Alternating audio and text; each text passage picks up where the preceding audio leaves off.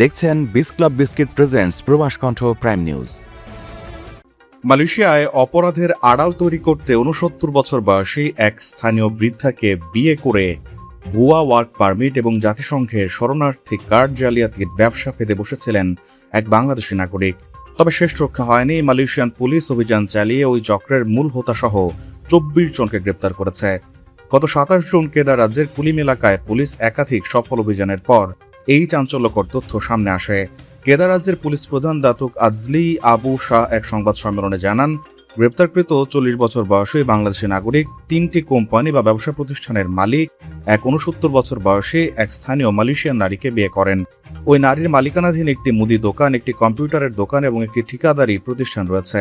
মূলত স্ত্রীর এই ব্যবসা প্রতিষ্ঠানগুলোর পরিচয় ব্যবহার করেই ওই বাংলাদেশি নাগরিক অত্যন্ত চতুরতার সাথে আড়ালে থেকে বিদেশি কর্মীদের ভুয়া পারমিটের আবেদন করার সুযোগ তৈরি করেছিলেন।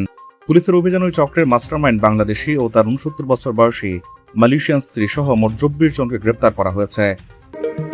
মালয়েশিয়ায় থাকেন, আন্তর্জাতিক কর্মপরিবেশে স্মার্ট ও সফল ক্যারিয়ার করতে প্রস্তুত, তবে আপনাকেই খুঁজছে প্রাণ মালয়েশিয়া। সমগ্র মালয়েশিয়া জুড়ে বিভিন্ন পদে আপনি হতে পারেন আমাদের পরবর্তী টিম মেম্বার। আপডেটেড সিভি সহ হোয়াটসঅ্যাপ করুন এই নম্বরে। আটককৃত অন্যান্য সদস্যদের মধ্যে ১৯ জন বাংলাদেশি পুরুষ এবং ৪ জন রোহিঙ্গা রয়েছেন। পুলিশের তদন্তে জানা গেছে ওই চক্রটি নথিপত্র তৈরির নাম করে ভুক্তভোগী বিদেশি নাগরিকদের একটি গোপন ঘরে আটকে রাখত। পরবর্তীতে ওয়ার্ক পারমিট ও কার্ড দেওয়ার কথা বলে প্রতি ব্যক্তির কাছ থেকে ৪,০০০ রিঙ্গিত করে হাতিয়ে নিত। এছাড়া উদ্ধারকৃত বেশ কিছু পাসপোর্ট আসল হলেও সেগুলো অন্য ব্যক্তিদের নামে ইমিগ্রেশনে নিবন্ধিত ছিল বলে জানিয়েছে পুলিশ। অভিযান চলাকালে ৪টি ল্যাপটপ, ১০টি মোবাইল ফোন, ৪০টি পাসপোর্ট এবং একটি ভুয়া ওয়ার্ক পারমিট জব্দ করা হয়েছে।